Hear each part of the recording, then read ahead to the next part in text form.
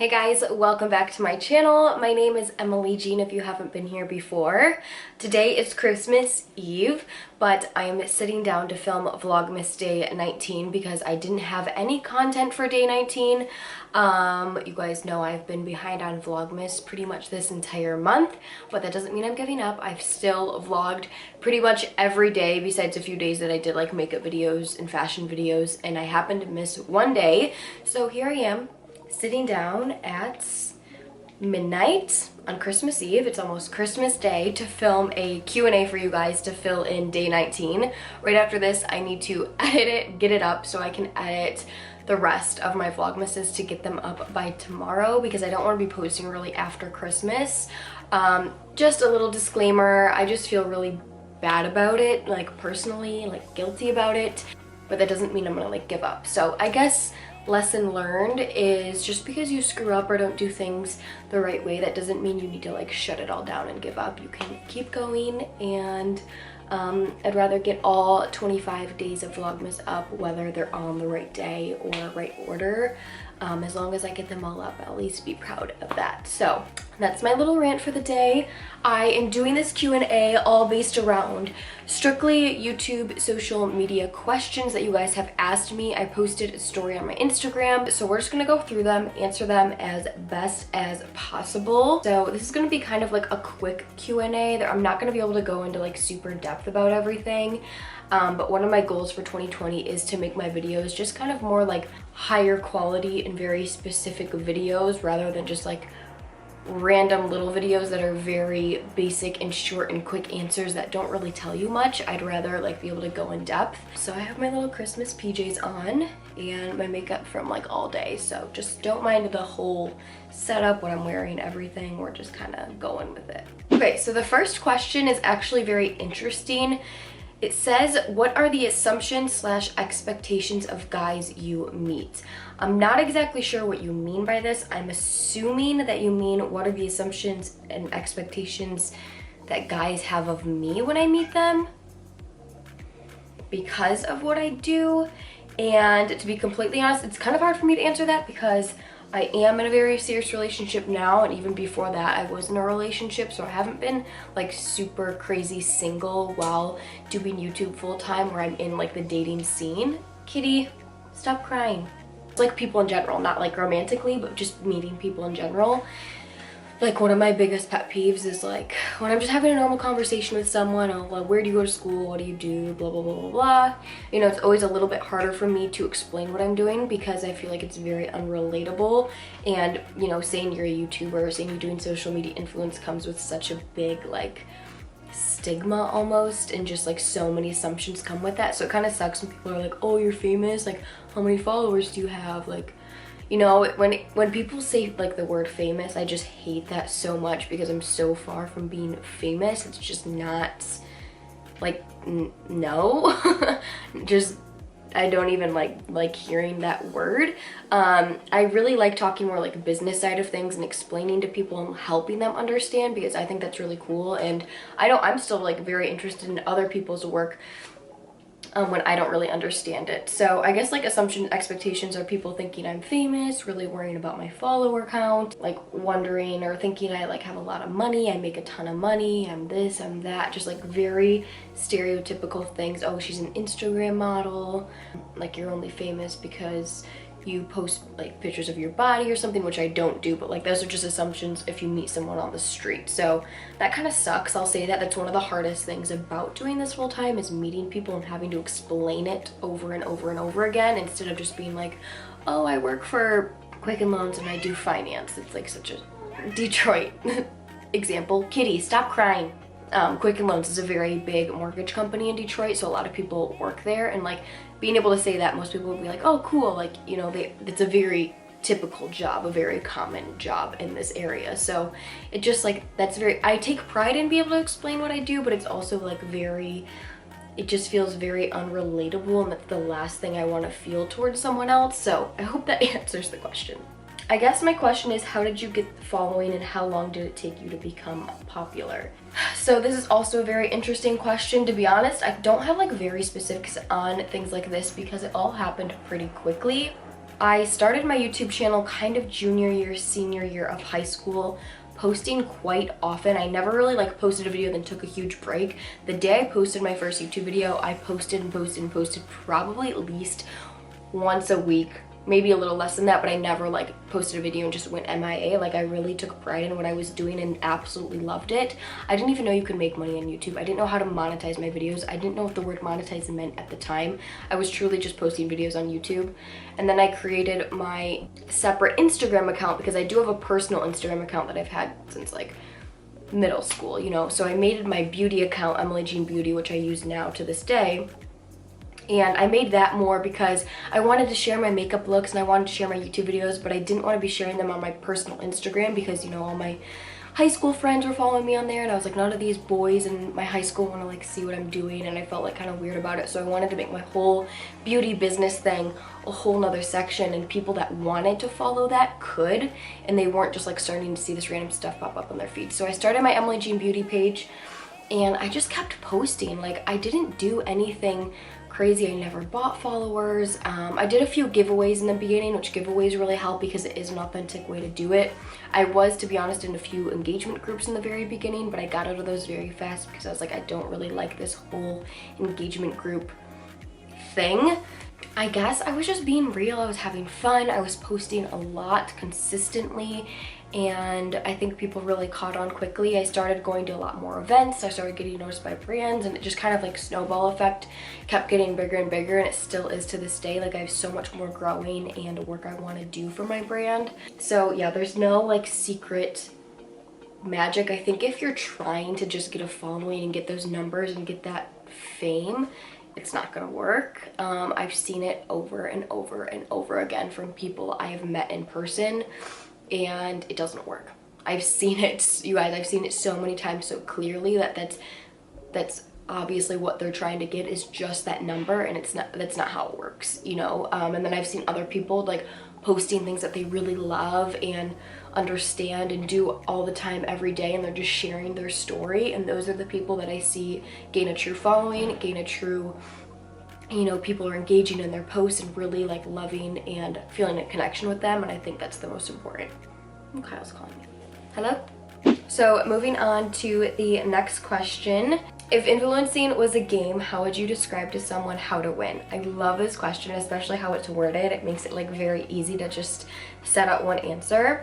So if influencing was a game, I know I've said this before, how to win would be to be your authentic, true self online, sharing your daily rituals, sharing your everyday habits, sharing like your true authentic self, not trying to be anything else, not trying to show off any type of way, anything that's trending that isn't really you to get attention that you think is gonna get the numbers up. Like, that's just not how it works.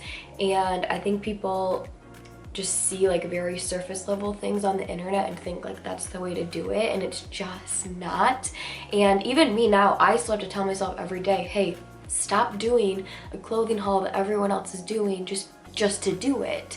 If I don't want to do it, or if that's not something I love, start sharing the things that I truly love and do every day, and just normal habits that I want to share, not because anyone else is doing it and because people are enjoying that. I should be staying true to myself, and I'm always changing, therefore my content should always be changing, what I'm sharing should always be changing, because what I'm doing and what I'm loving and how I'm feeling is always changing. So being authentic is how to win the game of influencing, because that's what influencing is. We all influence each other, and you can't influence someone if you're just trying to be something that you're not. That doesn't make any sense. Is influencer a credible thing to call yourself? Okay, so a lot of people don't like the word influencer, but I actually really like this the word term social media influencer, because there really isn't another like professional type term that companies and businesses and day-to-day people all use. So I think it's the best word to use in order like to describe myself. So yes, I think it's credible. Some people disagree with that. I totally think it's credible. I think everyone is an influencer in every way, but to say I do it full-time as a living, I think is completely credible. How do you get started with brands? Okay, I just recently, to be quite honest, have started reaching out to brands myself. Before then and still now, most brands reach out to me via email, and this is because I leave like my business email in my Instagram. I leave it in the description box of all my videos and on my website. And I think how brand, like I remember I started, what was my first brand deal? I started with like very small brands I was super excited about.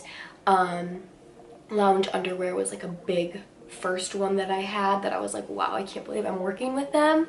But I did a lot of my hauls, if you scroll back on my channel, or a lot of my makeup videos, everything was obviously unsponsored, and I would do a Forever 21 haul, I would do Zara hauls, I would do collective hauls that were not sponsored at all, stuff that I actually wanted to do and film. Like, this wasn't a business for me at that point. So I think brands found me through that. I did bikini hauls, and that was all because I actually wanted to share. I actually bought those clothes and shared it with you guys. It was not because the brand sent it to me. They didn't even know who I was. And because I grew such a big following on real stuff like that, content like that, brands found me that way, and they started reaching out. And that's when I was like, wow, I can actually work with brands and share these brands that I love and actually work and get paid by them and not just have to do it on my own. So you can email them, show them content you've created. I think also just showing brands day to day, not everything should be sponsored. Like, a lot of the makeup I share is never sponsored, but it totally could be. Or maybe a product that you use every day, like for example, my Keurig. I use my Keurig every morning to make my coffee. I could easily email Keurig to see if they wanted to do a sponsorship deal, because that would be a very natural deal for me. You don't really want to be picking up brands that are just like just because type brands that might be easy for you, or that might reach out to you and you don't even like care about the brand or know about the brand to share. So emailing, sharing them on Instagram, or using their products daily, making connections with people from the brand. It's a lot easier than you guys think. I think just like contact and consistency and showing that you actually care and love a product or brand. How many followers do you actually need to make money? Okay, as far as YouTube goes, or I guess first of all, in general on social media, you don't need a specific amount of followers to earn money or to make money. You can have like 1,000 followers. I've seen people have 1,000 followers and do brand deals, because it may be a very small brand deal, but you are influencing those people to buy a certain product, and those people are obviously a certain audience that are following you for a reason. So it's very possible to do with any number of followers. But as far as YouTube, like monetizing your videos to get ads on your, like for views, to get paid through AdSense is completely different than like outside sponsorships. So for YouTube, I believe they change the rules all the time. I believe you have to have 10,000 subscribers and so many watch time to be able to start monetizing your videos to get paid through views. But getting paid through views honestly is not that much. Getting paid through direct sponsorships with brands is a much higher paying job. No, there's not like a specific, I can't even answer that, how many followers you need to make money. You don't need a certain amount of followers. You just need true authentic engagement. I think is a lot better than followers. The number doesn't matter, because so many people can fake their followers. Engagement, showing that people will click links that you share, showing that people watch your videos and really like engage and message you and talk to you and are true like fans of your content, is showing so much more to a brand to make better money than just like a follower. Hardest thing about being a YouTuber in Michigan. I would say the hardest thing about being a YouTuber in Michigan is to have pretty content. And that's not important for everyone, but it is important for me, or I wish it could be more important, but it's honestly very, very hard to do that in Michigan. I can't just walk down the street and take a beautiful Instagram picture in 10 seconds on a pretty pink wall with a coffee shop in the background that looks perfect, like LA or New York, or really anywhere like nice down in the South. It is ugly here for most of the year, like cold, winter, gross. I live in the suburbs. Like, I don't want to take pictures outside of my house or on brown brick walls. So for aesthetic reasons, I think it's really much harder to get content here.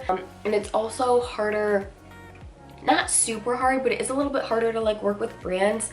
While being in LA, you could have meetings in person with a lot of people that work for brands, or go to brands in person, shops in person, and places that you want to work with. I feel like it's a lot, especially for like what I'm talking about specifically for my genre of what I do influencing on.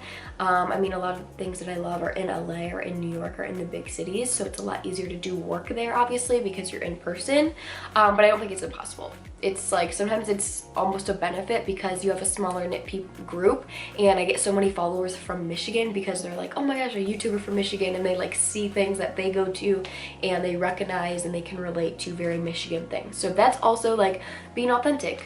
I love Michigan. I grew up here. I'm not planning on moving, and I'm allowing myself to get more authentic followers because people are following me because they know I live in Michigan, and so do they, so they can relate to that. And that's a very authentic, just natural thing. I think I started answering like a whole separate question. What was even the question? Yeah, what's the hardest thing about being a YouTuber in Michigan? Okay, I think I answered it. How did you deal with people you knew finding out about your channel? I get asked this question a lot, and I've answered it a lot on my channel as well. My whole high school pretty much knew when I started my YouTube channel because I was sharing it and I wasn't afraid to share it. I was proud of what I was doing. I loved what I was doing. And I'm sure people talked behind my back, laughed behind my back. I'm sure they still do to this day. And it's whatever to me. I think the hardest thing is more like family, because it's hard to share things with my entire family and also share things online very publicly. So I think that's like the hardest line as far as just like trying to share things with my family just as much in person with them, to have that personal relationship, and also keeping things, you know, fun online too, if that makes sense. But as far as just like people in my life that I knew, like acquaintances, just who cares? Do what you want to do. If you love what you're doing, go for it. It doesn't matter if they're talking behind your back. Oh, what pays the most? YouTube sponsored YouTube or Insta posts? So it depends on the person. Usually it depends on your engagement, and followers do count and how much you're going to get paid. So for me, YouTube videos get paid a lot more because they are longer. They're videos, they take a lot more time for me to create. They're getting more views, they're getting more engagement. I have more subscribers on YouTube compared to Instagram is usually just a photo. Less likes, less engagement on that, so that's going to be a lower cost. So all those factors go into it: the time that goes into the content, the type of content, the engagement on the content, the type of audience, the location, depending on the brand.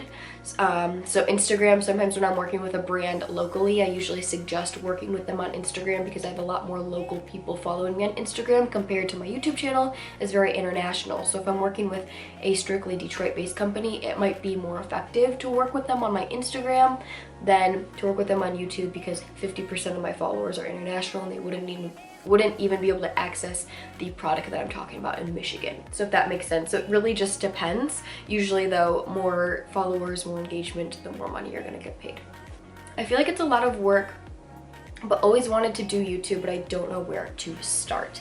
Yes, it's a lot of work. It's a lot more work than people realize, but you don't need to know all the answers. I still don't know all the answers, and I definitely didn't know the answers 1, 2, 3 years ago when I started. You guys can scroll through my page and clearly tell, like, promise, like, go right now after you're watching this video, scroll down, watch one of my old videos with like a pink background, and just let me know your thoughts on it. It is completely different from where I am now, and it was just because I loved it and I was just learning along the way. I was using iMovie at first, and then I finally learned Final Cut Pro. I watched tons of YouTube videos explaining to me how to do things.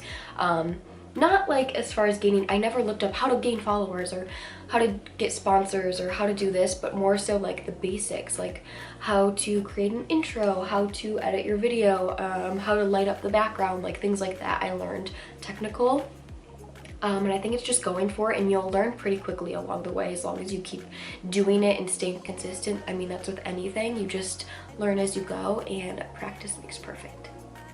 Do you need a manager to negotiate all your contracts and collabs? You definitely don't need one. I don't have one. I'm very, very interested in one for the new year. I've been wanting one for a while.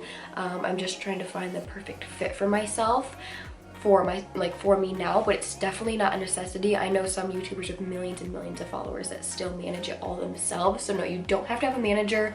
All a manager will do is probably get you more brand deals and save you more time to think of video ideas and edit and post videos while they're handling like the back end business thing of managing and doing emails and making sure contracts are correct and kind of getting you to that next level.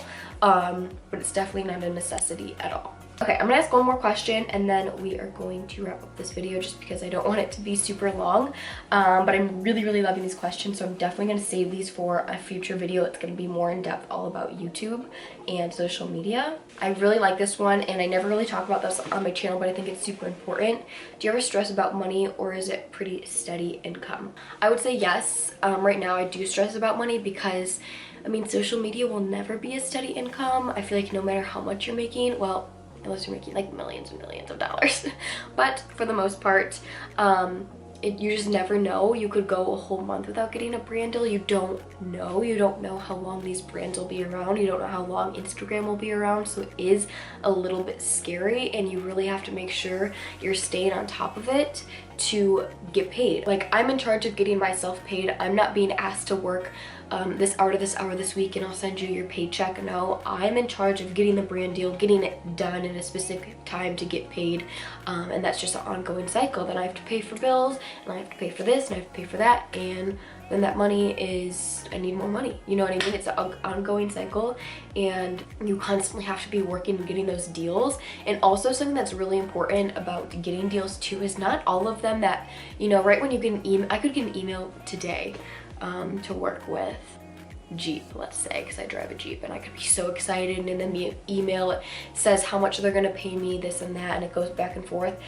I can't rely on that because not everything follows through. Not everything that comes your way is gonna be followed through to what you thought or what your expectations were in the beginning. I've had so many things booked before that just don't end up happening, and I end up not getting the money that I thought I was going to be getting. So that can be very stressful when sponsorships fall through, or you end up not liking a product and you don't want to do the video with them anymore, or it gets a little sketchy. Like, there's so many things behind the scenes. So yeah, money with YouTube and like just working in general, being an entrepreneur, it can always be very stressful, but I think that makes you work harder and get to the next level. 2020, I'm definitely going to be saving a lot more money and working on my finances a lot better. So that is the goal for that.